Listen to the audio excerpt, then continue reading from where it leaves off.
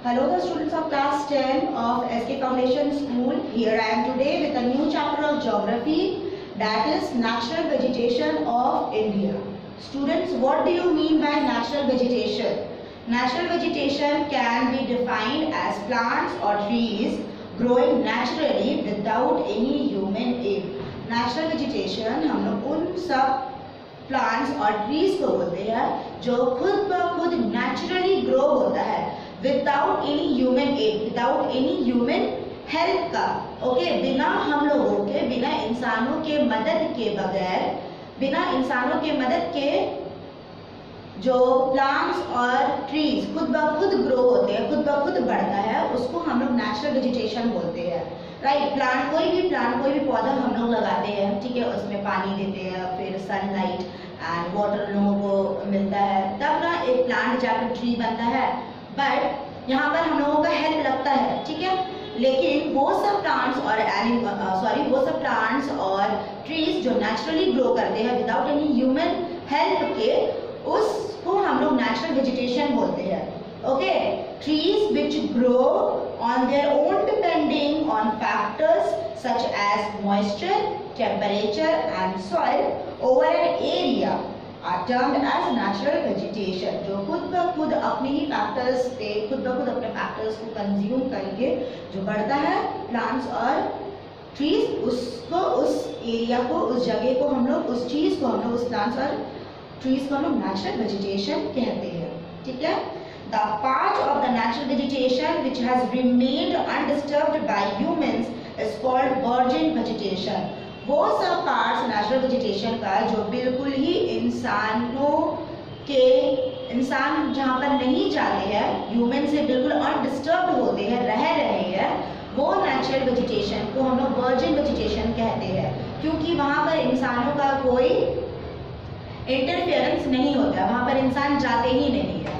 Right, this type of vegetation exists only in the remote and inaccessible parts of India.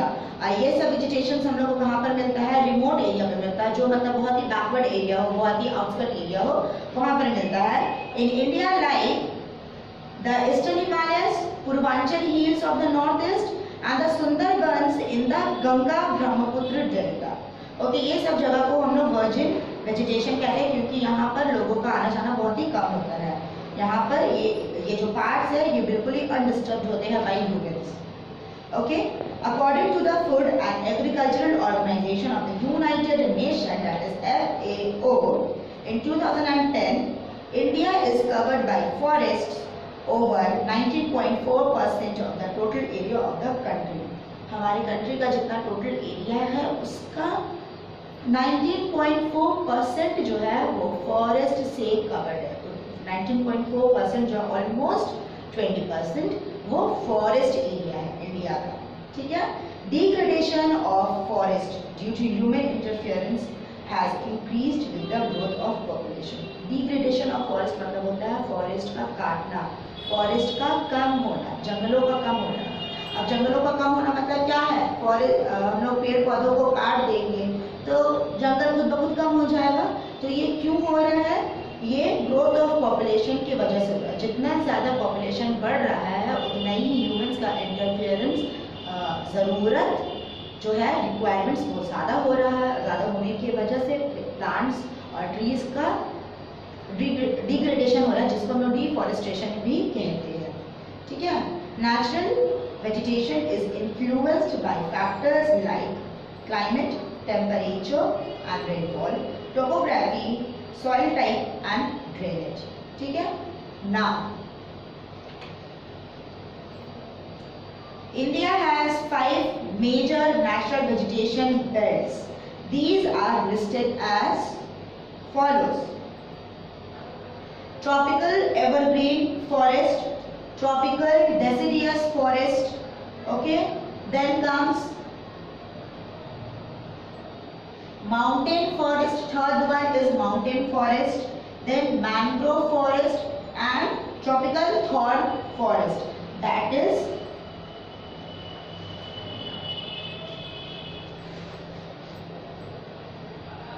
littoral or mangrove or tidal forest.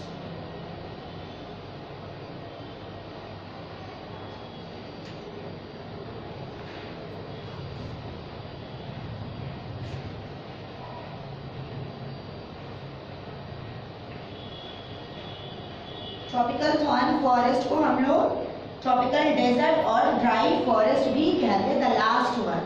Okay, ये आप जो India का map देख रहे हैं, ये ग्रीन पार्ट जो है, ये ग्रीन वाला, ये ट्रॉपिकल एवरग्रीन फॉरेस्ट है। ओके, देन लाइट ग्रीन जो है ये है ट्रॉपिकल डेसिडियस फॉरेस्ट, ठीक है।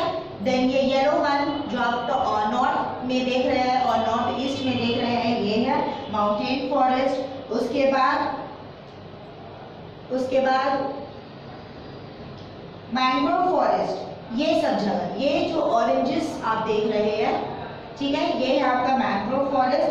And the light yellow one is lemon colour is tropical thorn forest और ट्रॉपिकल डेजर्ट फॉरेस्ट और ड्राई फॉरेस्ट, ठीक है। अब हम लोग now let's discuss this belts one by one. अब हम लोग एक एक करके हर फॉरेस्ट के बारे में, हर वेजिटेशन के बारे में पढ़ेंगे।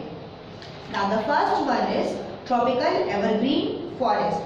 This type of vegetation is found in areas experiencing an annual rainfall of over 200 centimeter. Tropical evergreen forest हम लोग को वो सब जगह पर मिलता है जहाँ पर annual rainfall जो है वो 200 सेंटीमीटर से ज़्यादा होते हैं। ओके, और जिसका एवरेज टेम्परेचर रेंज करता है between 24 degree centigrade and 27 degree centigrade. Okay, then its characteristic features are the different trees germinate, grow and wither at different times of the year, enabling the entire forest to look green throughout the year.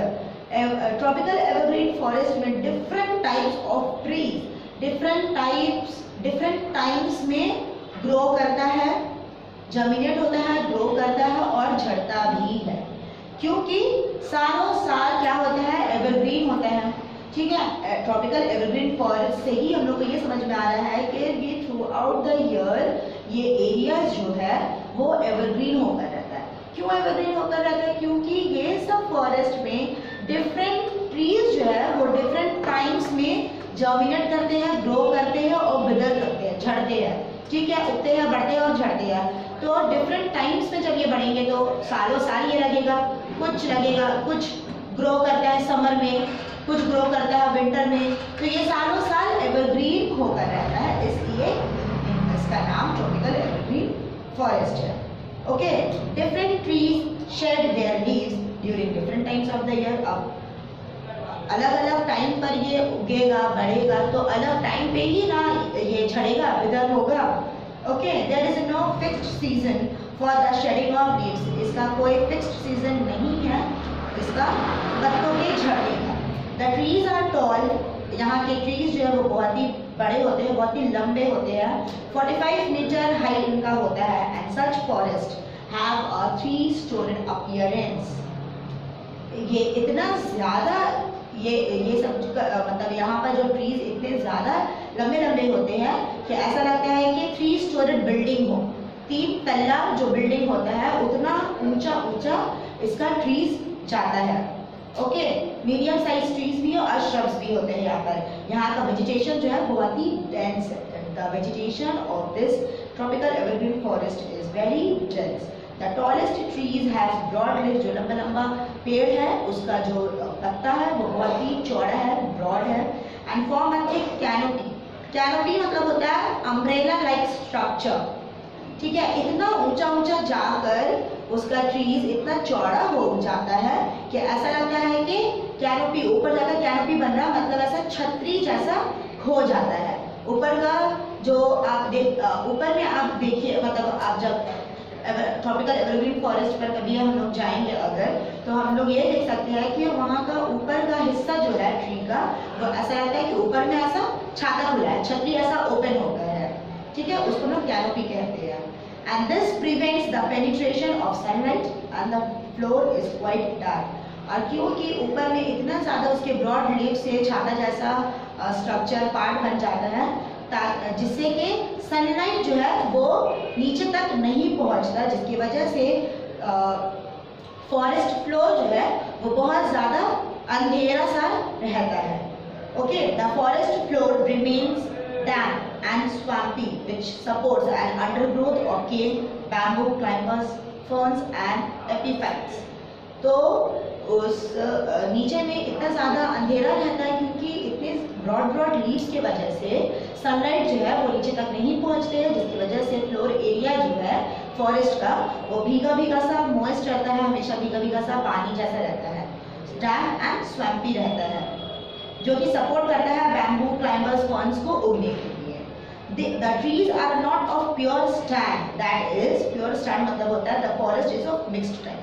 एक तरह का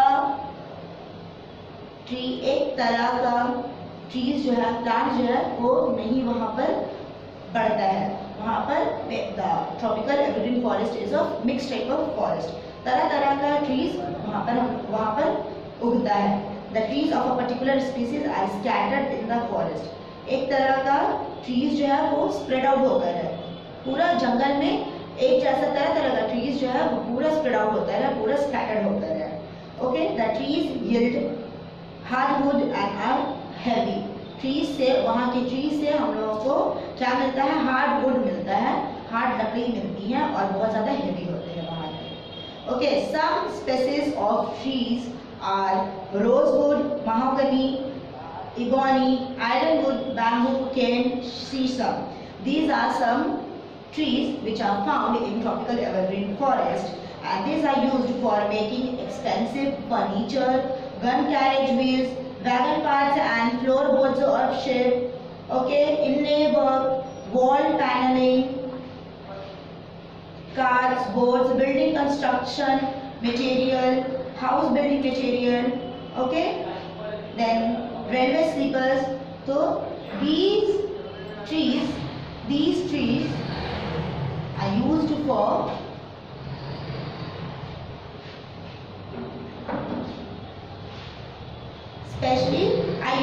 making expensive furniture. Okay, then tropical evergreen forests are found chiefly in the western parts of the Western Ghats covering Kerala, Karnataka, Maharashtra, northeast India, comprising the Lushai, Garo, Khasi and Jaintia hills, and the Terai region of Assam and West Bengal, and the Andaman and Nicobar Islands, Meghalaya, Nagaland, Manipur and Tripura. Okay, next tropical evergreen forest हम लोगों को ये सब जगह पर पाया जाता है। Then comes tropical monsoon deciduous forest. Now, this type of vegetation is found in areas where rainfall ranges between 100 to 200 centimeter annually. जहाँ पर बारिश 100 से 200 सेंटीमीटर पर होती है, वहाँ पर हम लोगों को ये ट्रॉपिकल मॉनसून deciduous forest पाया जाता है। The temperature requires ranges between 25 degree centigrade and 27 degree centigrade with relative humidity between 60% and 80%. Okay, the chief characteristics features is that the dominant trees are deciduous, that is, they shed their leaves 6 to 8 weeks during summer due to water shortage. वहाँ पर ये tropical monsoon deciduous forest में क्या होता है? Dominant trees are deciduous, and that is they shed their leaves 6 to 8 weeks. वहाँ के पेड़ जो होते हैं, वहाँ के पेड़ों के पत्ते जो होते हैं वो 6 से 8 हफ्ते में झड़ जाते हैं। क्यों? क्योंकि पानी जो है उन लोगों को कम मिलता है। सब soil water is not enough. सब सॉइल में जो वाटर होते हैं उतना काफ़ी नहीं होते हैं यहाँ के ट्रीज के लिए, इसलिए ट्रीज के जो लीव्स है वो जल्दी झड़ जाते हैं। Okay, the trees reach a height between, वहाँ के जो ट्रीज होते हैं उनका हाइट होता है 30 metre to 45 metre, and their bark, और जो पेड़ों का जो छाल होता है वो बहुत ही रफ, बहुत ही फिशर्ड होता है, बहुत ही क्रैक, एकदम रूखा सूखा सा, बहुत ही क्रैक होता है, बहुत ही रफ होता है। The trees tend to be gregarious and are generally found in pure stand. For example, teak and sal, T-E-A-K, teak and sal. This makes their commercial exploitation easy. teak और साल जो tree है, इनका लकड़ी जो है वो फर्नीचर बनने में बहुत ही हेल्प करता है। These trees are used for making expensive furniture. इनका फर्नीचर बनता है, बहुत अच्छा फर्नीचर बनता है इनका।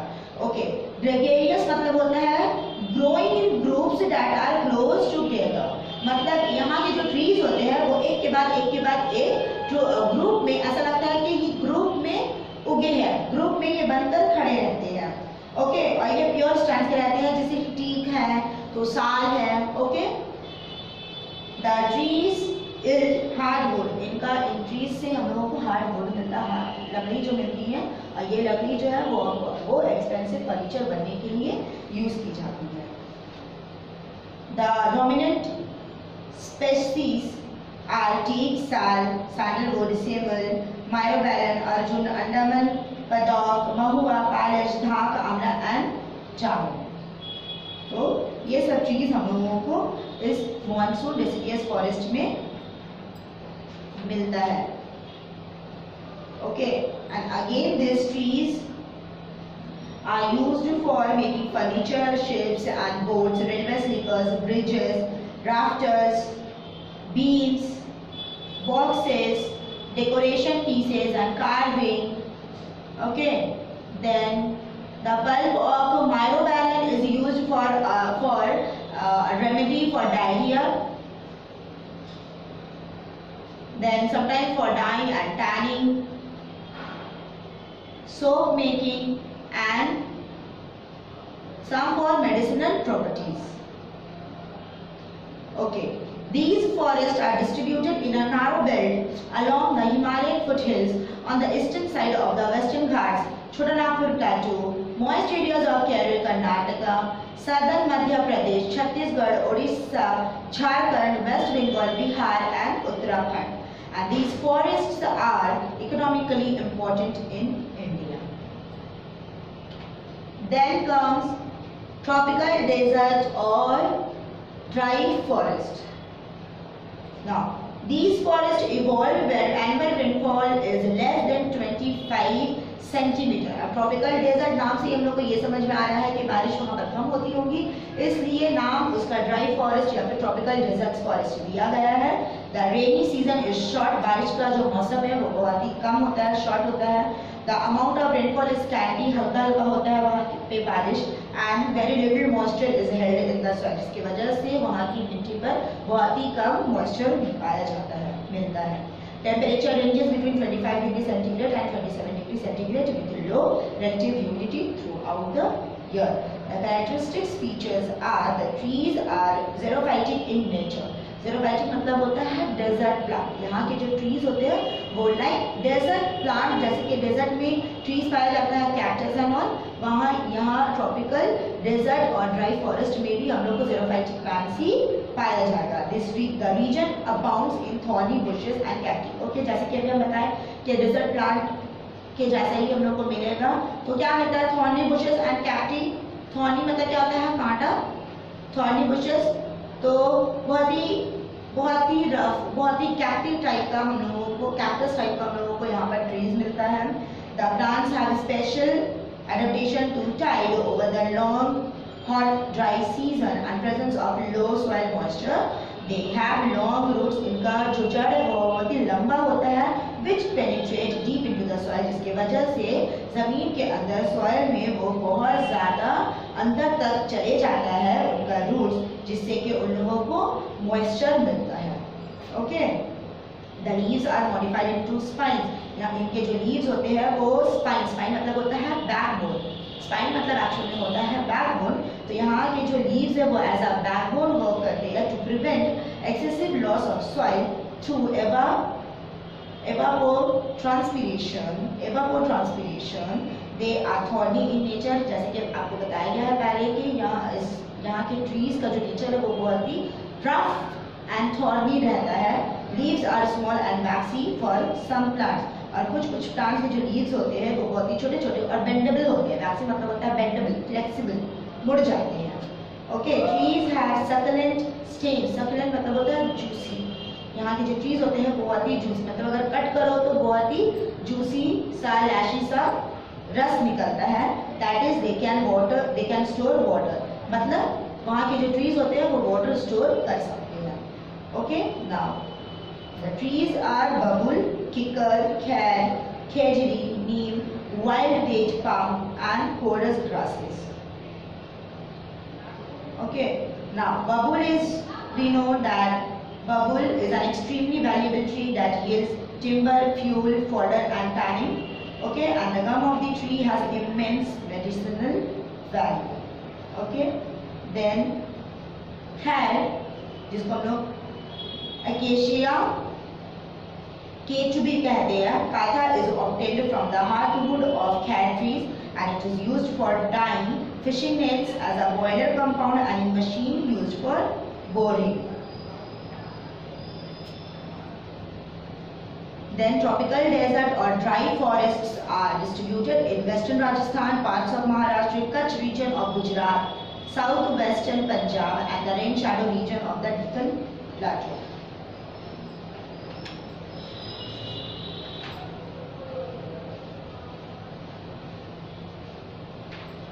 Then littoral or mangrove or tidal forest. Mangrove vegetation grows only in the tropics. Mangrove vegetation सिर्फ tropics में पाया जाता है. The daytime temperature requirement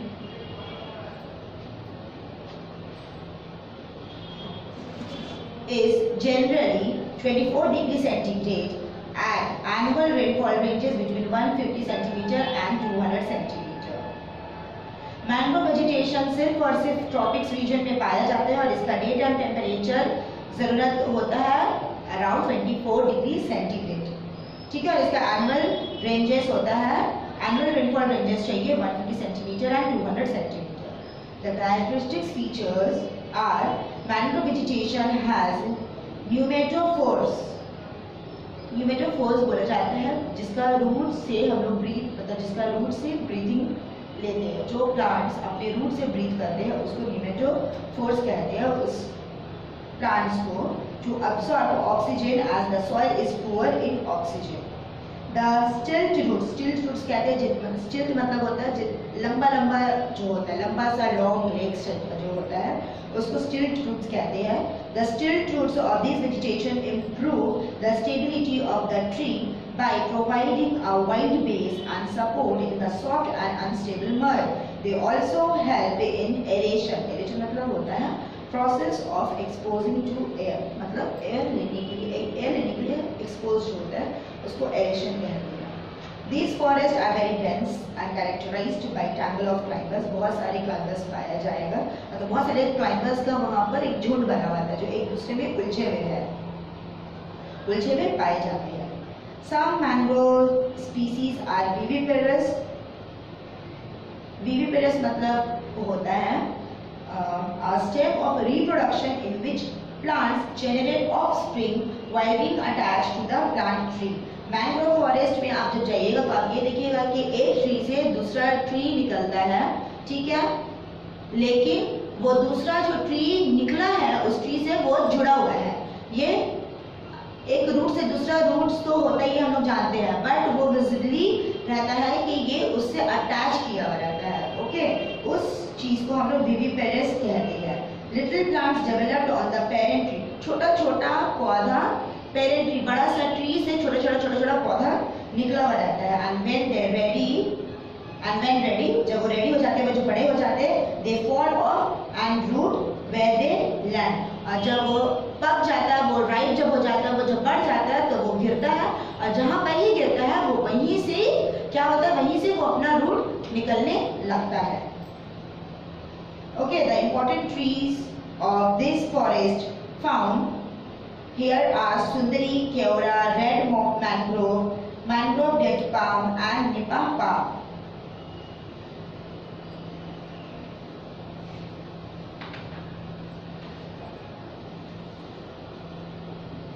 Okay, its distribution is in the Sundarbans in West Bengal, have the largest mangrove in the Ganga Delta region. हमारे waste Bengal में हम लोग बहुत बार, ये बहुत कॉमन नाम है the Sundarban forest.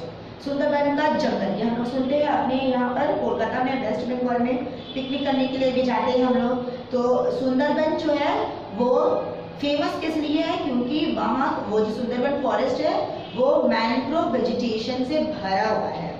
Okay, the Sundarban, West Bengal का जो सुंदरबन एरिया है, सुंदरबन रीजन जो है वो सबसे लार्जेस्ट मैंग्रोव रीजन है in the Ganga delta region. Apparently the forest has got its name from the Sundari tree. ये जो सुंदरबन नाम है, इसको ये जो फॉरेस्ट का नाम है, इसको अपने नाम कहाँ से मिला है? क्योंकि वहाँ पर सुंदरी ट्री है, उससे मिला है, which means beautiful. Tidal forests also occur along the deltas of the Mahanadi, Godavari, Krishna and Kaveri and the Andaman and Nicobar coast. Now, importance of mangrove forest का कुछ importance क्या है? It protects the shore from erosion caused by wind, water and haze. It protects coral reefs. It supplies wood and other forest products. It is habitat to various types of organisms. It supports coastal fisheries and related sources of livelihood. ठीक है? Next and the last type of vegetation is mountain vegetation. In their altitude, the Himalayan ranges show a succession of vegetation types from tropical in the foothills to alpine at greater heights. Different types of forest occur at varying heights due to decreasing temperature with increasing altitude. जैसा जैसा altitude बढ़ता जाएगा, temperature वैसे ही घटता रहता है, जिसकी वजह से हर हाइट में, हर ऑल्टीट्यूड में हम लोगों को डिफरेंट ट्रीज मिलता है इस फॉरेस्ट में.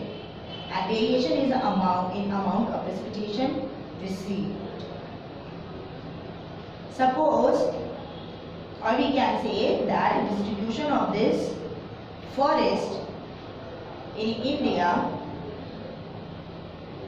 there are two distinct zones, that is the Himalayan region in the north and the Nilgiris, Pani and Annamalai hills in peninsular region.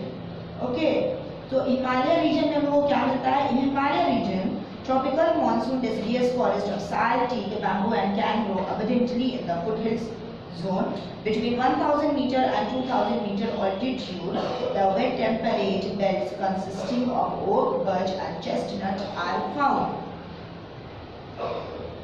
Between 2900 meter and 3500 meter, alpine forest of stunted juniper and fir, rhododendron and beech are found.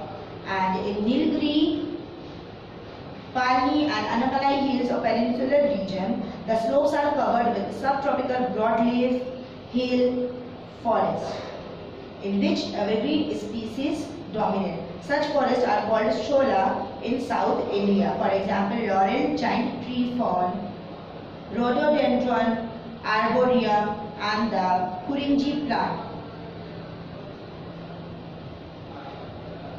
Okay, some trees are deodar, shagar, spruce, blue pine, char, silver fir, birch, oak and bamboo.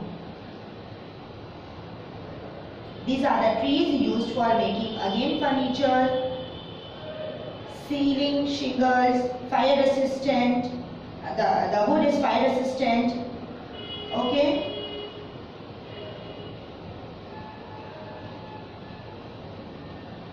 Then the spruce, the wood of spruce is used to make furniture, aircraft, and the pulpwood is for manufacture of paper. The wood of char tree is moderately hard and used to extract resin and turpentine. The timber is used for making tea chest.